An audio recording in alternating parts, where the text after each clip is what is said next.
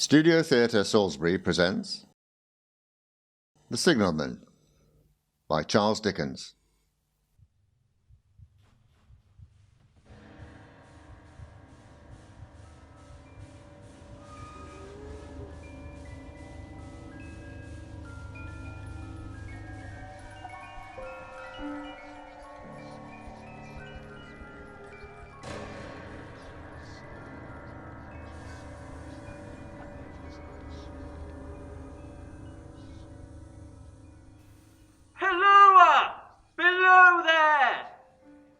When he heard a voice thus calling to him, he was standing at the door of his box, with a flag in his hand, furled round its short pole.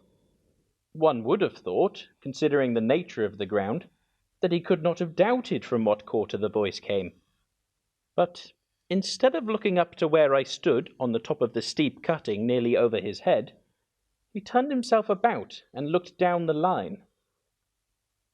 There was something remarkable in his manner of doing so, though I could not have said for my life what.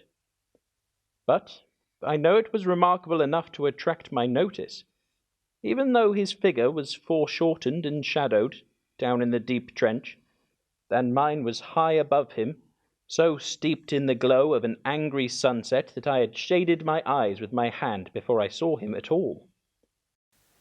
Halloa! Below! From looking down the line, he turned himself about again, and, raising his eyes, saw my figure high above him. Is there any path by which I may come down and speak to you? He looked up at me without replying, and I looked down at him without pressing him too soon with a repetition of my idle question. Just then there came a vague vibration in the earth and air, quickly changing into a violent pulsation, and an oncoming rush that caused me to start back, as though it had force to draw me down. When such vapour as rose to my height from this rapid train had passed me and was skimming away over the landscape, I looked down again and saw him refurling the flag he had shown while the train went by. I repeated my inquiry.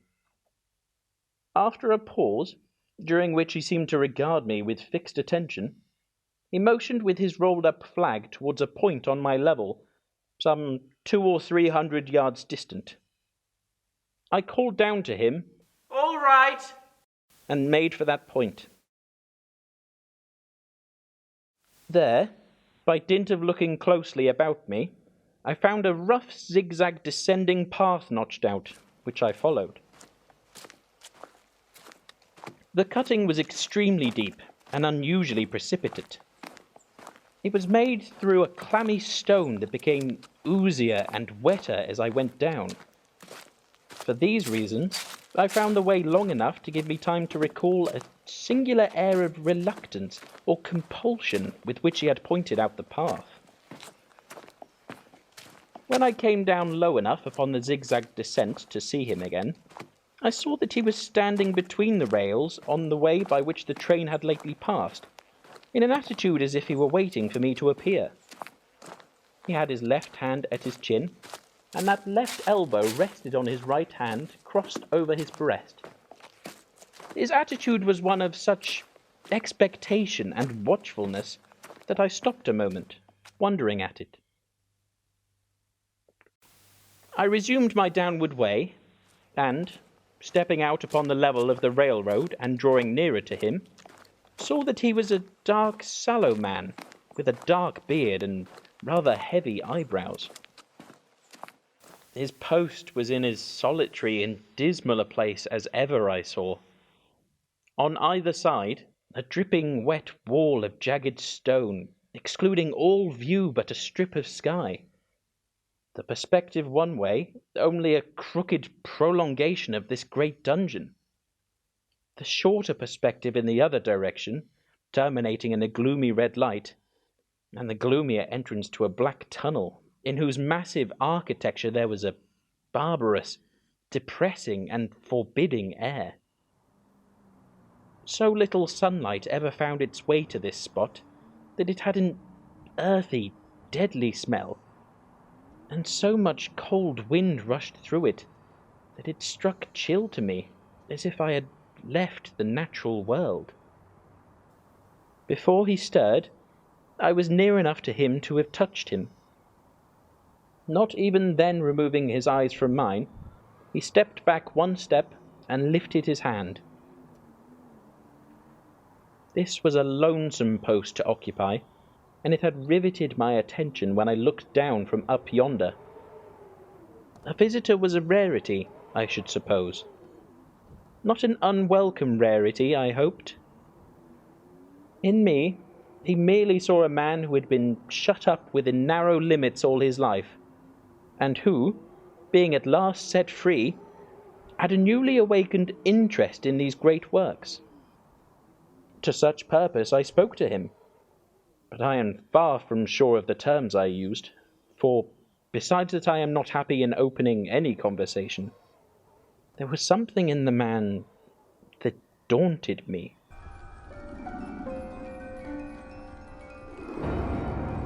He directed a most curious look towards the red light near the tunnel's mouth, and looked all about it, as if something were missing from it, and then looked at me.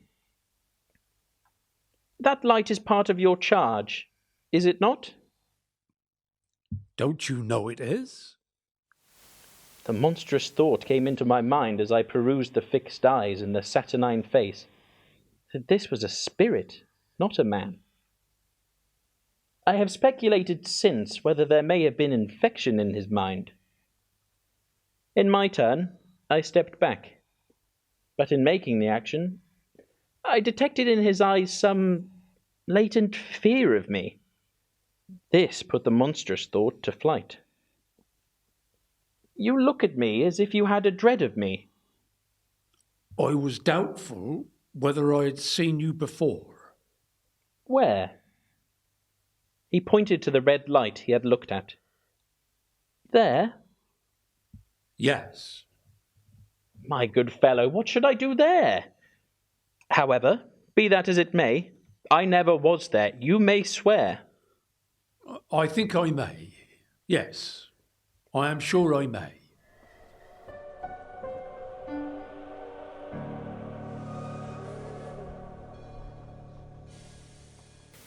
His manner cleared, like my own. He replied to my remarks with readiness and in well-chosen words. Had he much to do there? Yes. That was to say, he had enough responsibility to bear. But exactness and watchfulness were what was required of him, and of actual work, manual labour, he had next to none. To change that signal, to trim those lights, and to turn this iron handle now and then was all he had to do under that head. Regarding those many long and lonely hours of which I seemed to make so much, he could only say that the routine of his life had shaped itself into that form, and he had grown used to it. He had taught himself a language down here, if only to know it by sight, and to have formed his own crude ideas of its pronunciation could be called learning it.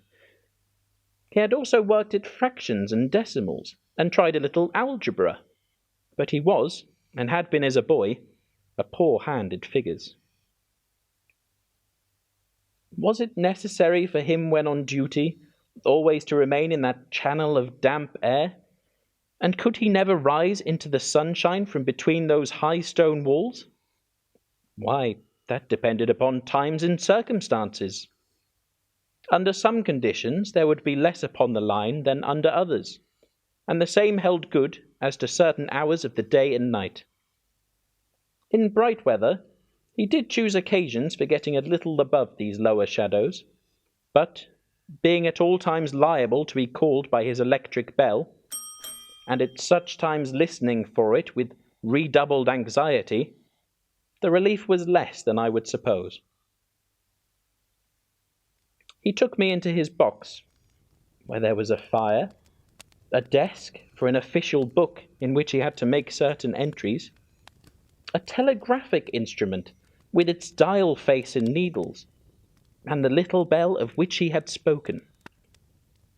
On my trusting that he would excuse the remark that he had been well educated, and, I hoped I might say without offence, perhaps educated above that station, he observed that instances of slight incongruity in such wise would rarely be found wanting among large bodies of men, that he had heard it was so in workhouses, in the police force, even in that last desperate resource, the army, and that he knew it was so, more or less, in any great railway staff. He had been, when young, if I could believe it, sitting in that hut, he scarcely could, a student of natural philosophy, and had attended lectures. But he had run wild, misused his opportunities, gone down and never risen again. He had no complaint to offer about that. He had made his bed, and he lay upon it. It was far too late to make another. All that I have here condensed, he said in a quiet manner, with his grave dark regards divided between me and the fire. He threw in the word sir from time to time, and especially when he referred to his youth, as though to request me to understand that he claimed to be nothing but what I found him. He was several times interrupted by the little bell, and had to read off messages and send replies. Once he had to stand without the door and display a flag as a train passed, and make some verbal communication to the driver. In the discharge of his duties, I observed him to be remarkably exact and vigilant, breaking off his discourse at a syllable, and remaining silent until what he had to do was done. In a word, I should have set this man down as one of the safest of men to be employed in that capacity, but for the circumstance that while he was speaking to me, he twice broke off with a fallen colour, turned his face towards the little bell when it did not ring, opened the door of the hut, which was kept shut to exclude the unhealthy damp, and looked out towards the red light near the mouth of the tunnel.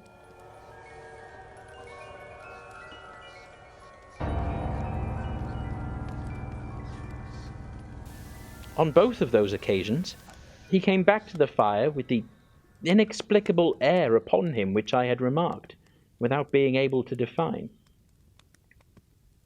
You almost make me think that I have met with a contented man. I believe I used to be so, but I am troubled, sir. I am troubled. With what? What is your trouble? It is very difficult to impart, sir. It is very, very difficult to speak of. If ever you make me another visit, I will try to tell you. But I expressly intend to make you another visit. Say, when shall it be? I go off early in the morning, and I shall be on again at 10 tomorrow night, sir. I will come at 11. Thank you, sir. I'll show you my white light, sir, till you have found the way up. When you have found it, don't call out. And when you're at the top, don't call out. Very well. And when you come down tomorrow night, don't call out. Now let me ask you a parting question. What made you cry, "Halloa, below there," tonight? Heaven knows, I cried something to that effect. Not to that effect, sir. Those were the very words. I know them well. Admit those were the very words. I said them, no doubt, because I saw you below. For no other reason? What other reason could I possibly have? You had no feeling that they were conveyed to you in any supernatural way? No. He wished me good night and held up his light. I walked by the side of the down line of rails, with a very disagreeable sensation of a train coming behind me, until I found the path. It was easier to mount than to descend, and I got back to my inn without any adventure.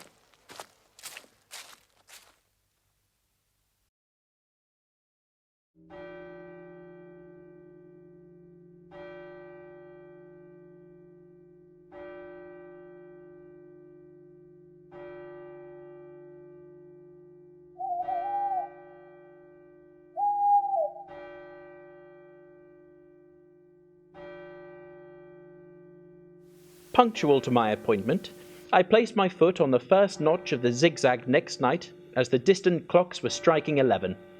He was waiting for me at the bottom with his white light on. I have not called out. May I speak now? By all means, sir. Good night, then. And here's my hand. Good night, sir. And here's mine.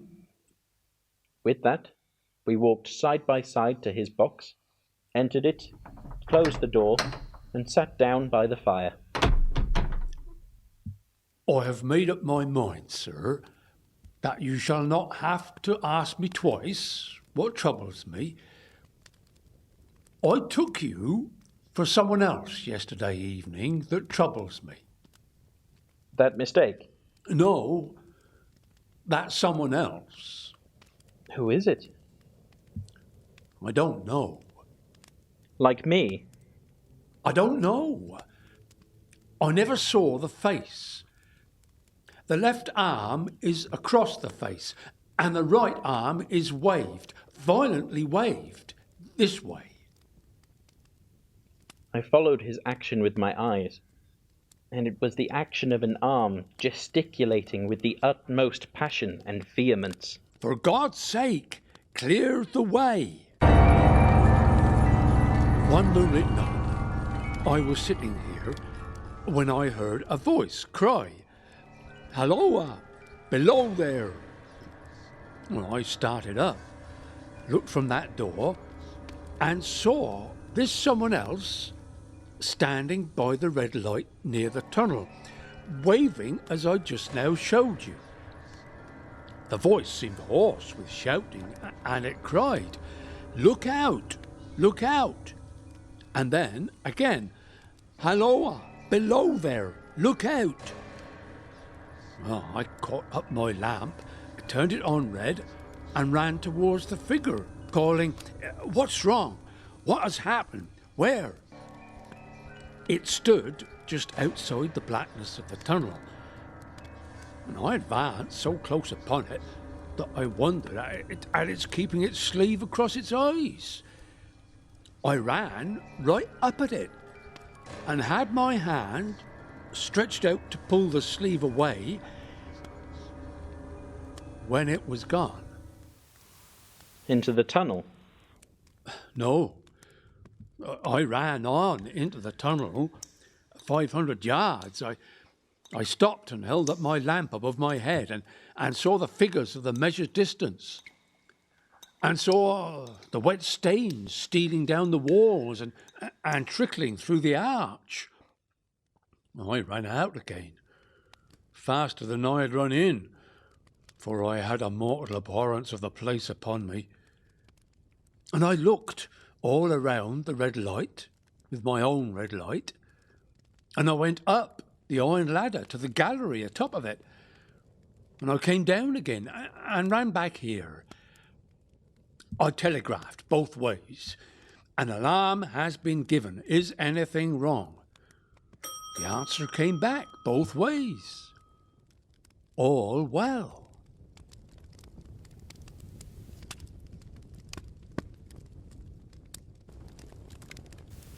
Resisting the slow touch of a frozen finger tracing out my spine, I showed him how that this figure must be a deception of his sense of sight, and how that figures, originating in disease of the delicate nerves that minister to the functions of the eye, were known to have often troubled patients, some of whom had become conscious of the nature of their affliction, and had even proved it by experiments upon themselves.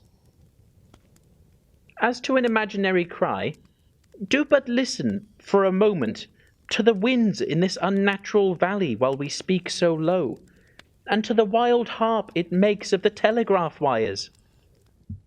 That's all very well, but within 6 hours after the appearance, the memorable accident on this line happened, and within 10 hours the dead and wounded were brought along through the tunnel over the spot where the figure had stood.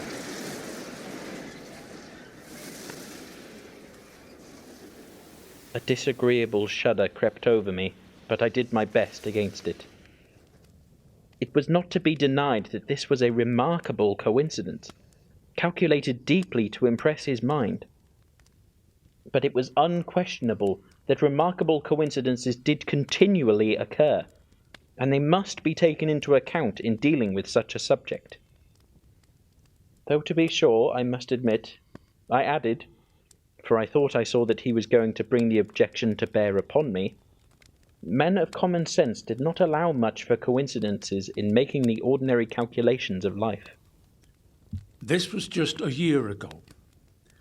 6 or 7 months passed, and I had recovered from the surprise and shock when one morning, as the day was breaking, I, standing at that door, looked towards the red light, and I saw the spectre again. Did it cry out?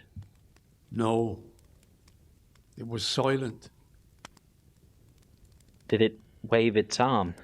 No, it leaned against the shaft of the light with both hands before the face, like this. Once more, I followed his action with my eyes. It was an action of mourning. I have seen such an attitude in stone figures on tombs. Did you go up to it? I came in and sat down, partly to collect my thoughts, partly because it had turned me faint. Then when I went to the door again, daylight was above me, and the ghost was gone. But nothing followed. Nothing came of this. That very day, as a train came out of the tunnel, I noticed at a carriage window on my side what looked like a confusion of hands and heads, and something waved. I saw it just in time to signal the driver. Stop! He shut off and put his brake on, but the train drifted past here 150 yards or more. I ran after it, and as I went along, heard terrible screams and cries. A beautiful young lady had died instantaneously in one of the compartments and was brought in here and laid down on this floor between us. Involuntarily, I pushed my chair back as I looked from the boards at which he pointed to himself. True, sir. True. Precisely as it happened, so I tell you. I could think of nothing to say, to any purpose, and my mouth was very dry. The wind in the wires took up the story with a long, lamenting wail.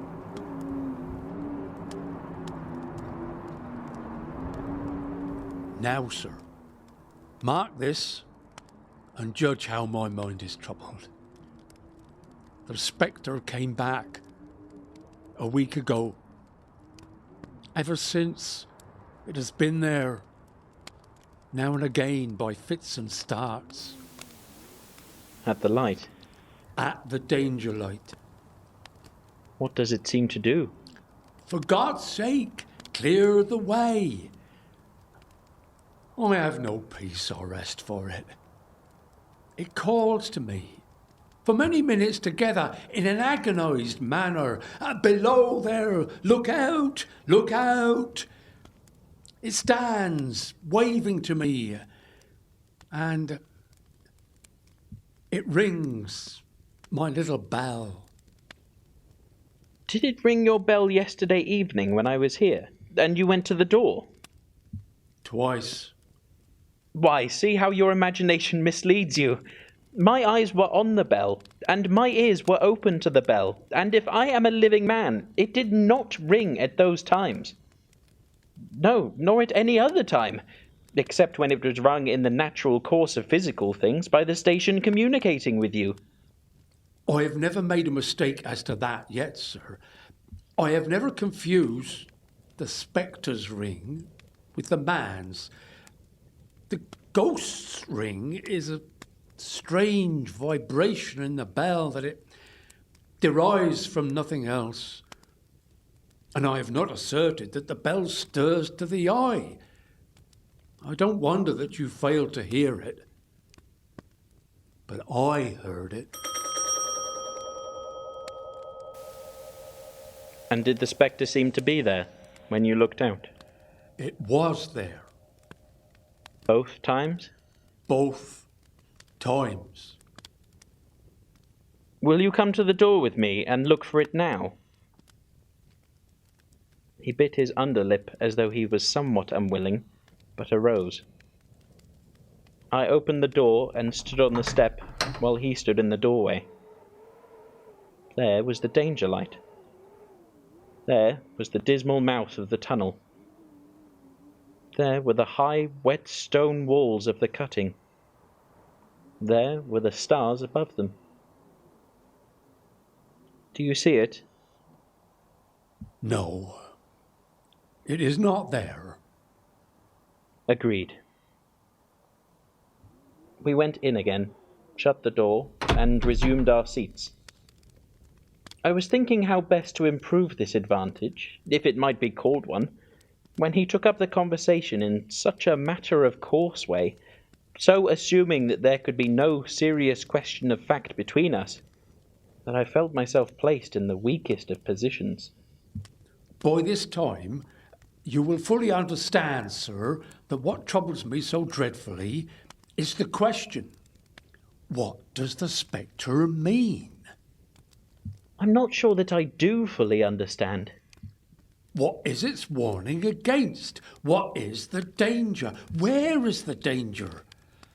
There is danger overhanging somewhere on the line. Some dreadful calamity will happen. It is not to be doubted this third time after what has gone before, but surely this is a cruel haunting of me. What can I do? If I telegraph danger on either side of me, or on both, I can give no reason for it. I should get into trouble and do no good. They would think I was mad. This is the way it would work. A message. Danger. Take care. Answer. What danger? Where? Message. Don't know. But for God's sake, take care. They would displace me. What else could they do? His pain of mind was most pitiable to see. It was the mental torture of a conscientious man, oppressed beyond endurance by an unintelligible responsibility involving life. When it first stood under the danger light, why not tell me where the accident was to happen, if it must happen? Why not tell me how it could be averted, if it could have been averted? When on the second coming it hid its face, why not tell me instead, she is going to die, let them keep her at home? If it came on those two occasions only to show me that its warnings were true, and so to prepare me for the third, why not warn me plainly now? And I, Lord help me, a mere poor signalman on this solitary station. Why not go to somebody with credit to be believed and power to act?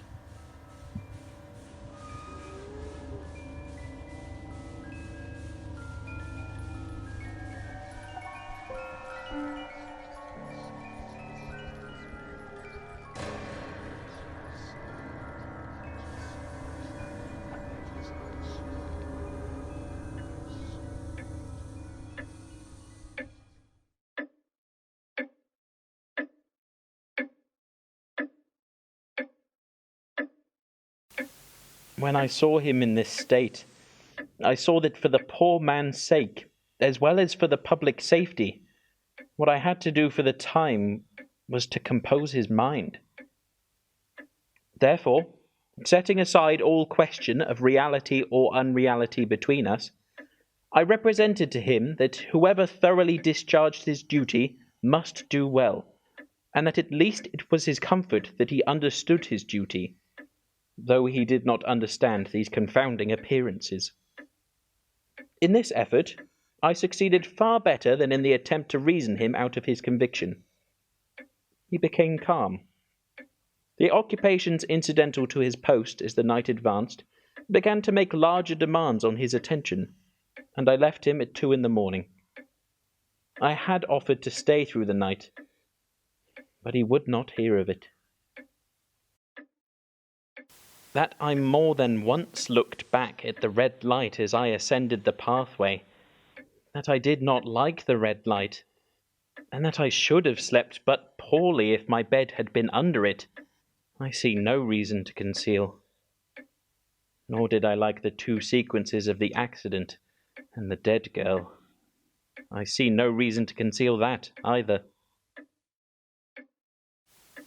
But what ran most in my thoughts was the consideration how ought I to act, having become the recipient of this disclosure. I had proved the man to be intelligent, vigilant, painstaking, and exact. But how long might he remain so in his state of mind? Though in a subordinate position, still he held a most important trust, and would I, for instance, like to stake my own life on the chances of his continuing to execute it with precision? Unable to overcome a feeling that there would be something treacherous in my communicating what he had told me to his superiors in the company, without first being plain with himself and proposing a middle course to him, I ultimately resolved to offer to accompany him, otherwise keeping his secret for the present, to the wisest medical practitioner we could hear of in these parts, and to take his opinion. A change in his time of duty would come round next night, he had apprised me, and he would be off an hour or 2 after sunrise, and on again soon after sunset. I had appointed to return accordingly.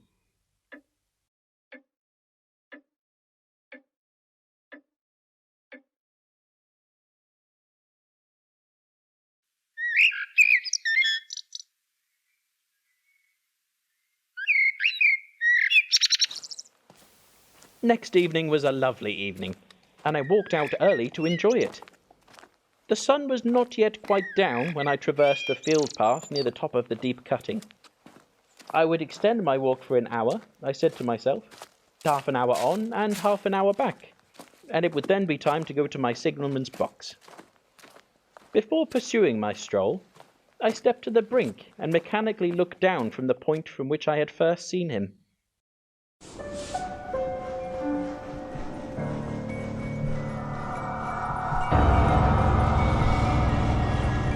I cannot describe the thrill that seized upon me when, close at the mouth of the tunnel, I saw the appearance of a man with his left sleeve across his eyes, passionately waving his right arm. The nameless horror that oppressed me passed in a moment, for in a moment I saw that this appearance of a man was a man indeed, and that there was a little group of other men standing at a short distance, to whom he seemed to be rehearsing the gesture he made. The danger light was not yet lighted. Against its shaft, a little low hut, entirely new to me, had been made of some wooden supports in tarpaulin. It looked no bigger than a bed.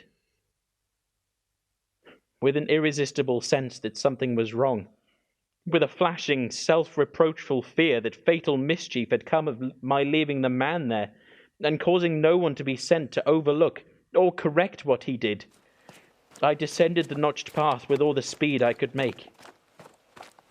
"What is the matter?" Signalman. Killed this morning, sir. "Not the man belonging to that box. Yes, sir. Not the man I know." You will recognize him, sir, if you knew him, for his face is quite composed. "Oh, how did this happen? How did this happen?" He was cut down by the engine, sir. No man in England knew his work better. But somehow he was not clear of the outer rail. It was just at broad day. He had struck the light and had the lamp in his hand.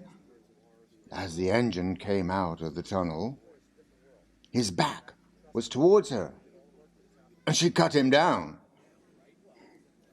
that man drove her and was showing how it happened. Tell the gentleman, Tom.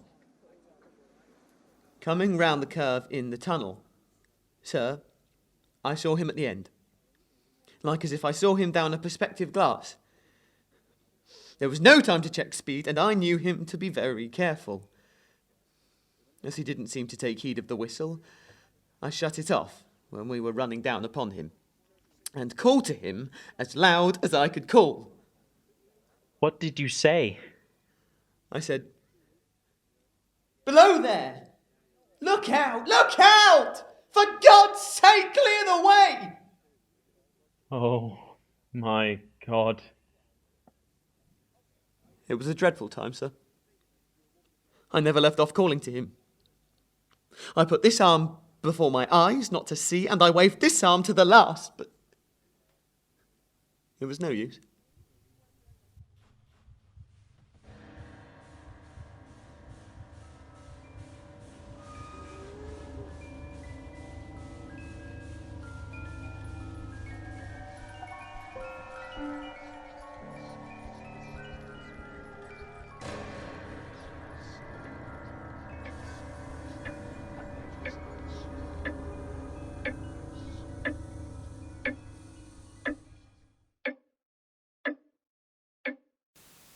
Without prolonging the narrative to dwell on any one of its curious circumstances more than on any other, I may, in closing it, point out the coincidence that the warning of the engine driver included not only the words which the unfortunate signalman had repeated to me as haunting him, but also the words which I myself, not he, had attached, and that only in my own mind, to the gesticulation he had imitated.